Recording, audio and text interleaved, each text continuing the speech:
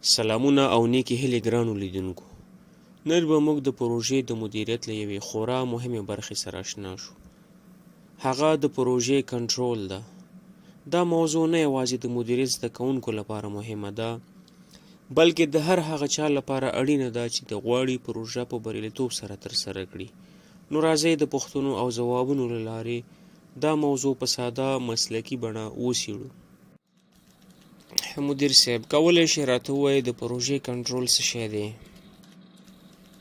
هو، ولې نه. د پروژې کنټرول هغه دوامداره پروسه ده چې د هغې له لارې د پروژې پرمختګ څارل کیږي، د ټاکل شوو معیارونو سره پرتله کیږي، او که انحراف موجود وي سمدستي اصلاحات ترسره کیږي.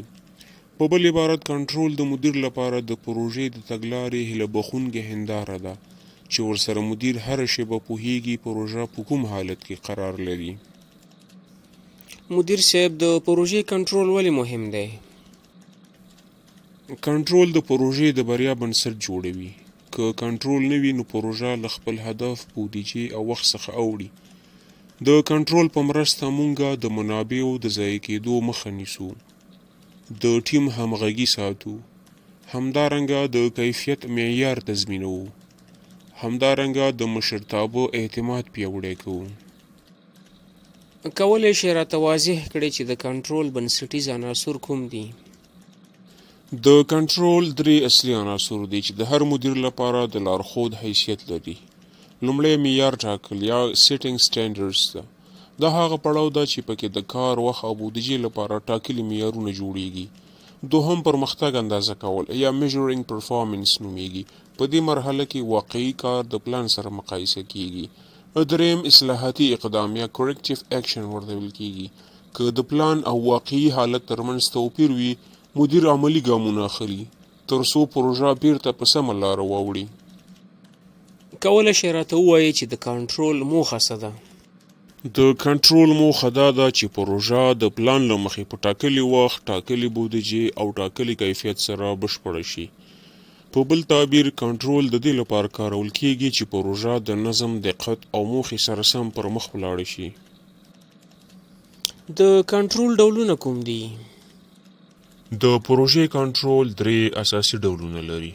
لومړی مخکینی کنټرول یا پری کنټرول ورته ویل کیږي. د پروژې له وړاندې د خطراتو ارزونه، د پلانونو کتنه او د معیارونو ټاکل پکې شامل دي.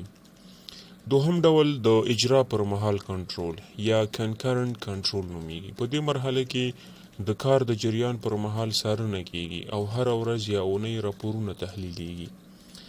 دریم وروستی کنټرول یا پوسټ کنټرول ورته ویل کیږي. د پروژې له بشپړېدو وروسته د لاسته راوړنو او تېروتنو تحلیل ترسره کیږي ترڅو راتلونکې تجربې ښې شي. د کنټرول د پروسې عملي مرحلې کومې دي؟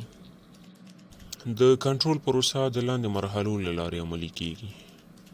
اول د معیارونو ټاکل، دوهم د واقعي اجرا اندازه کول، دریم د واقعي او پلان شوي نتیجو پرتله، څلورم د انحرافاتو پیژندنه، پنځم د اصلاح اقدام ترسره کول، شپږم د اصلاح د اغیز ارزونه ده. که کنټرول ونه شي څه پیښیږي؟ که یو مدیر کنټرول ته پاملرنه ونه کړي نو دا ستونزې حتمي دي. پروژه له وخت او بودیجې تیریږي، د منابعو ضایع کېدل، همدارنګه د ټیم ګډوډي او بې باوري رامنځته کیږي، د مشتری نارضایت او د ادارې اعتبار ته تاوان رسیږي. یو مدیر څنګه ښه کنټرول کولی شي؟ یو مؤثر مدیر باید لاندې ځانګړتیاوې ولري. د معلوماتو پر بنسټ پریکړه وکړي، نه د احساس پر بنسټ. د ټیم غړو سره فعال اړیکه وساتي، د پرمختګ راپورونه په وخت مرور کړي، د ستونزو حل ته عملي تګلارې ولري، د لاسته راوړنو ستاینه وکړي ترڅو ټیم هڅول شوی پاتې شي. کولی شئ په دغه هکله یو عملي مثال راکړئ؟ فرض کړئ د یو روغتون د ودانۍ پروژه روانه ده چې باید په 9 میاشتو کې بشپړه شي. په 3مه میاشت کې راپور ښیي چې یوازې 20% کار ترسره شوی، حال دا چې د پلان له مخې باید 35% کار ترسره شوی وي. مدیر سمدستي دا توپیر تحلیلوي، لامل پیدا کوي چې آیا د موادو ځنډ، د کارګرو کموالی، یا مالی خنډ د دې باعث شوی ده. بیا دغه خنډونه کې سمون راولي، لکه د اضافي کارګرانو ګمارل دي یا د وسایلو رسونه چټکول دي. دا د عملی کنټرول د انحراف موندل دي او اصلاح کول دي. د کنټرول او پلان ترمنځ څه اړیکه ده؟ پلان د کنټرول بنسټ جوړوي او کنټرول د پلان د پلي کېدو څارنه کوي. پلان وایي څنګه به کار وشي او کنټرول وایي آیا کار هماغسې روان دی لکه څنګه چې پلان شوی و. ډیره مننه قدرمن مدیر صاحب.